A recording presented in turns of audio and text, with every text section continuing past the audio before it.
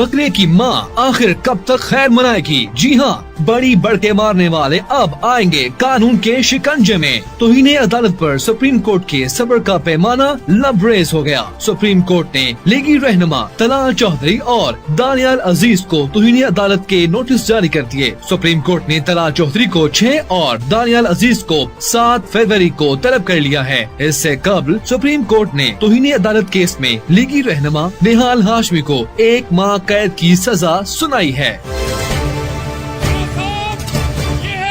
अदालत ये नहीं मानती, 2 नोटिस को 2 तौहीन, इसकी तौहीन की गई है। ये अवामी अदालत की फैसले की तौहीन हुई है। मियां साहब, एक दौर वो था जब काबे में बुत बने हुए थे। आज अदालत जो सबसे बड़ी ऊंची अदारा है, वहां भी पीसीओ के बुत बने हुए हैं। मियां नवाज शरीफ, इनको निकालो, इसको अदालत से निकाल कर बाहर करो। ये इंसाफ नहीं देंगे, ये इसी तरह बदइंसाफी करेंगे।